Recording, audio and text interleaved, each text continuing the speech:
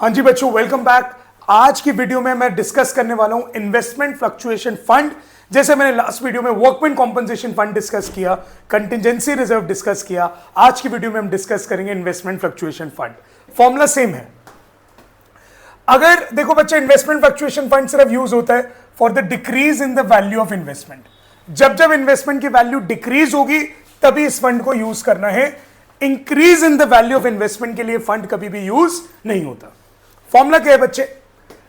Investment fluctuation fund जो हमें old balance sheet में गिवन है, उसमें से decrease in the value of investment क्या कर देंगे? माइनस कर देंगे। क्वेश्चंस करेंगे, केसेस करेंगे। अभी माइनस करने के बाद अगर आपका आंसर बच्चे पॉजिटिव आ रहा है तो उसे डिस्ट्रीब्यूट कर दोगे ओल्ड पार्टनर्स में, ओल्ड रेशियो में। इन्वेस्टमेंट फ्लक्चुएशन फंड में से decrease in value of investment minus करोगे, और अगर आपका आंसर नेगेटिव आ रहा है तो उसे रिवैल्यूएशन में कहां डाल देंगे? Debit side. इस बात की अंडरस्टैंडिंग तब ज्यादा होगी जब मैं आपको अभी केसेस कराऊंगा। यह बात याद रख लेना, न्यू बैलेंस शीट में इन्वेस्टमेंट की क्या आएगी? New market value. जो नई वैल्यू है वो न्यू बैलेंस शीट में आएगी, और न्यू बैलेंस शीट में इन्वेस्टमेंट फ्लक्चुएशन फंड कभी भी नहीं आएगा क्योंकि वो डिस्ट्रीब्यूट हो चुका है या यूज हो चुका है।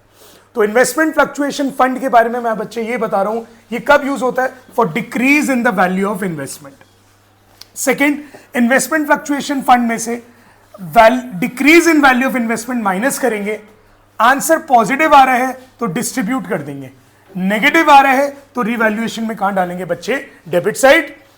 न्यू बैलेंस शीट में इन्वेस्टमेंट की आएगी न्यू मार्केट वैल्यू, और इन्वेस्टमेंट फ्लक्चुएशन फंड कभी भी न्यू बैलेंस शीट में नहीं आएगा।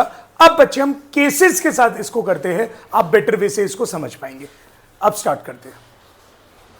तो अब बच्चे स्टार्ट करें हम केसेस से। केस नंबर 1 जो आ रहा है, आप देख सकते हैं यहां पे इन्वेस्टमेंट फ्लक्चुएशन फंड कितना गिवन है बच्चे? 5000। तो मैं लिख देता हूं फॉर्मूला में 5000। केस नंबर 1 डिस्कस कर रहे हैं। If no adjustment is given, मतलब एडजस्टमेंट नहीं गिवन, ना इन्वेस्टमेंट की वैल्यू इंक्रीज हो रही है ना डिक्रीज हो रही है, तो यहां पे आ जाएगा 0। तो आंसर मेरे बच्चे क्या आ रहा है? पॉजिटिव। तो पॉजिटिव आंसर आ रहा है तो उसे डिस्ट्रीब्यूट कर देंगे ओल्ड पार्टनर्स में, ओल्ड रेशियो में। तो investment fluctuation fund old ratio में डिस्ट्रीब्यूट हो गया 3:2 में। केस नंबर 1 ये था। Case number 2, case number 2 discuss करते हैं। केस 2 में आप देख सकते हैं क्या गिवन है? इन्वेस्टमेंट फ्लक्चुएशन फंड गिवन है 5000। अब यहां पे आप चेक करेंगे इन्वेस्टमेंट की वैल्यू 25 थी, 32 हो रही है। तो बच्चे ये इंक्रीज इन इन्वेस्टमेंट है, कभी खुशी कभी गम। ये खुशी है। इन्वेस्टमेंट फ्लक्चुएशन फंड यूज होता है गम के लिए, खुशी के लिए यूज नहीं होता, गम के लिए, fall in the value of investment के लिए यूज होता है। यहां पे इन्वेस्टमेंट की वैल्यू आप देख सकते हैं, इन्वेस्टमेंट की वैल्यू डिक्रीज हो रही है या नहीं हो रही? 0 डिक्रीज हो रही है। तो आंसर क्या आ गया? 5000, और वो 5000 डिस्ट्रीब्यूट हो जाएगा बच्चे ओल्ड पार्टनर्स में, ओल्ड रेशियो में। और एक बात बताओ बच्चे, ये 7000 जो इन्वेस्टमेंट की वैल्यू बढ़ी है, ये कहां आ जाएगी? रिवैल्यूएशन में। कौन सी साइड? Credit side. मैं आपको बता चुका हूं इन्वेस्टमेंट फ्लक्चुएशन फंड सिर्फ decrease in the value of investment के लिए। तो यहां तो डिक्रीज हुई नहीं बल्कि इंक्रीज हुई है। डिक्रीज तो हुई नहीं, इसलिए मैंने 0 लिख दिया डिक्रीज। और इंक्रीज जो होता है वो रिवैल्यूएशन में क्रेडिट साइड होता है। ये गम के लिए यूज होता है, खुशी के लिए यूज नहीं होता बच्चे। ठीक है, नेक्स्ट पॉइंट क्या आ रहा है? और आपको मैंने एक बात बता दी थी कि जब भी न्यू बैलेंस शीट बनाओगे उसमें इन्वेस्टमेंट की न्यू मार्केट वैल्यू आएगी। केस नंबर 3 पे आते हैं। अब थोड़े से केसेस हल्के से कॉम्प्लिकेट होंगे। केस नंबर 3 में क्या गिवन है? हमें इन्वेस्टमेंट फ्लक्चुएशन फंड, केस 2 में आप चेक कर सकते हैं रिवैल्यूएशन में कितने से बढ़ गई वैल्यू? 7000 में, और इन्वेस्टमेंट की न्यू वैल्यू कितनी हो गई? 32000। केस 3, इन्वेस्टमेंट फ्लक्चुएशन फंड कितने हैं बच्चे? 5000। इन्वेस्टमेंट कितनी थी? 25, अब कितनी हो गई? 23। तो कितने से वैल्यू डिक्रीज हुई है बताओ? कम ऑन, 2000 से। Decrease in the value of investment कितना है? 2000। तो रिमेनिंग अमाउंट कितना है बच्चे? 3000। वो डिस्ट्रीब्यूट हो जाएगा किसमें? ओल्ड पार्टनर्स में, ओल्ड रेशियो में। आप देख सकते हैं 3000 तो बढ़ गया ओल्ड पार्टनर्स में, ओल्ड रेशियो में। आंसर पॉजिटिव आ रहा है तो डिस्ट्रीब्यूट हो जाता है ओल्ड पार्टनर्स में, ओल्ड रेशियो में। न्यू बैलेंस शीट में मैं आपको बता चुका हूं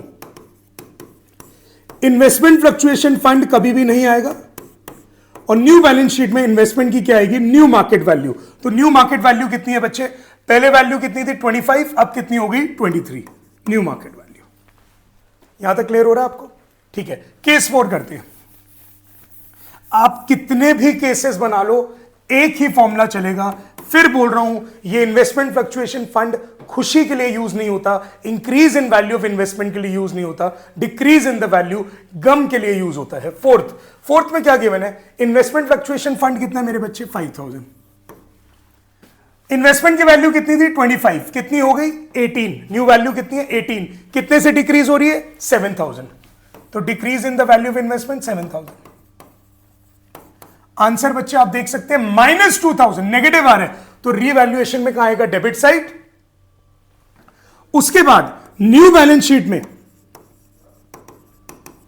इन्वेस्टमेंट फ्लक्चुएशन फंड नहीं आएगा और इन्वेस्टमेंट की न्यू मार्केट वैल्यू आएगी।